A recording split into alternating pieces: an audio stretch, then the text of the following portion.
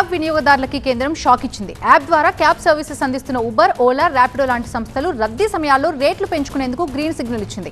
దీనికి సంబంధించి కేంద్ర రోడ్డు రవాణా మంత్రిత్వ శాఖ గైడ్ లైన్స్ కూడా జారీ చేసింది. కొత్త నిబంధనల ప్రకారం సాధారణ రద్దీ సమయాల్లో బేస్ ఛార్జీల్లో సగం సర్ఛార్జ్ కింద పెంచుకునేందుకు కేంద్రం వీలు కల్పించింది. ఒకవేళ రద్దీ విపరీతంగా ఉంటే బేస్ ఫేర్లో 2 రెట్లు పెంచుకునేందుకు అనుమతి ఇచ్చింది. గతంలో ఈ వెసులుబాటు 1.5 రెట్లుగా ఉండేది. ఇక 3 కిలోమీటర్ల లోపు ప్రయాణానికి మాత్రం ఎలాంటి అదనపు ఛార్జీలు విధించకూడదని ఆయా ప్లాట్ఫామ్స్ కి కేంద్రం కండిషన్స్ కూడా పెట్టింది.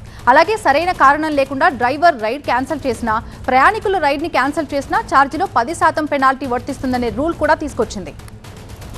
ఇక మరోవైపు డ్రైవర్ల సంక్షేమం పైన కూడా కేంద్రం ఫోకస్ పెంచింది. ఆయా ప్లాట్ఫామ్స్ తో అనుబంధంగా ఉన్న ప్రతి డ్రైవర్ కి కనీసం 5 లక్షల ఆరోగ్య బీమా, 10 లక్షల మేర టర్మ్ ఇన్సూరెన్స్ కవరేజ్ ని కూడా క్యాబ్ సంస్థలు తప్పనిసరిగా అందించాలని కేంద్రం స్పష్టం చేసింది. మొత్తంగా కేంద్రం తీసుకొచ్చిన కొత్త నిబంధనలతో క్యాబ్ సంస్థలకి ప్రయోజనం చేకూరనుండగా రద్దీ వేళల్లో ప్రయాణించే వారిపై ఛార్జీల భారం పడబోతోంది.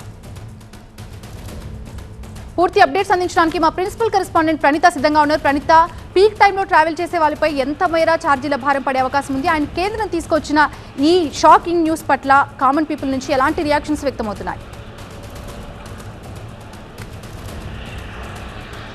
అయితే సెంట్రల్ తీసుకొచ్చినటువంటి ఈ డెసిషన్ పట్ల చాలామంది వాహనదారులు లేనటువంటి వాళ్ళు, అంటే ముఖ్యంగా ఈ క్యాబ్స్లో ర్యాపిడో, ఓలా, ఊబర్ ఈ వీటిలో ప్రయాణించేటువంటి వాళ్ళు ఎక్కువగా నష్టపోతున్నటువంటి పరిస్థితి ఉంది. ఎందుకంటే ముఖ్యంగా రెయినీ సీజన్ కావచ్చు, ట్రాఫిక్ ఎక్కువగా రద్దీ ఉండేటువంటి సమయాల్లో ఆ సర్ఛార్జ్ను ఎక్కువగా పెంచుకునేటువంటి అవకాశం కల్పిస్తూ ఈరోజు కేంద్రం ఈ నిర్ణయం తీసుకుంది.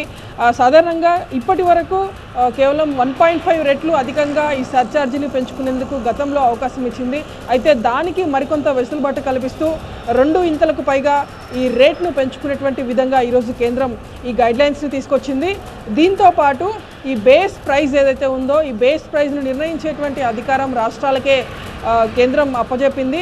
3 నెలల్లోపు మొత్తం తీసుకొచ్చినటువంటి కొత్త గైడ్లైన్స్ని ఇంప్లిమెంట్ చేయాల్సిందిగా రాష్ట్ర ప్రభుత్వాలకు సైతం ఆదేశాలు జారీ చేసింది. ఒకవేళ 3 నెలల్లోపు రాష్ట్ర ప్రభుత్వాలు కనుక దీన్ని ఇంప్లిమెంట్ చేయలేకపోతే, అంటే ఆ బేస్ ప్రైస్ని కనుక నిర్ణయించలేకపోతే ఈ యాజమాన్యాలు ఓలా, ఊబర్, ర్యాపిడోలకు సంబంధించినటువంటి యాజమాన్యాలే ఒక బేస్ ప్రైజ్ను నిర్ణయించి ప్రభుత్వానికి తెలపాల్సి ఉంటుంది. తద్వారా ప్రభుత్వం ఆ బేస్ ప్రైజ్లను ఇంప్లిమెంట్ చేయాల్సి ఉంటుంది. సో పీక్ అవర్స్ టైంలో ముఖ్యంగా రద్దీ ఎక్కువగా ఉండేటువంటి సమయాల్లో మాత్రం ఈ బేస్ ప్రైజ్ 2 ఇంతలు పెంచుకొని ఛార్జెస్ వసూలు చేయొచ్చు అంటూ కూడా కేంద్రం ఈ నిర్ణయం చెప్పింది. ఒకవేళ పీక్ అవర్స్ కానటువంటి టైంలో మాత్రం బేస్ ప్రైజ్కి ఒక 50%కి మించి వసూలు చేయరనేటువంటి నిబంధన కూడా పెట్టింది. ఇప్పటికే చాలా వరకు మెట్రో సిటీస్లో ఢిల్లీ, పూణే లాంటి చోట్ల చూసుకుంటే కిలోమీటర్కి 20 రూపీస్ బేస్ ప్రైజ్ను ఆయా రాష్ట్ర ప్రభుత్వాలు నిర్ణయించాయి. అయితే హైదరాబాద్లో మాత్రం ఇంకా బేస్ ప్రైజ్ను నిర్ణయించలేదు.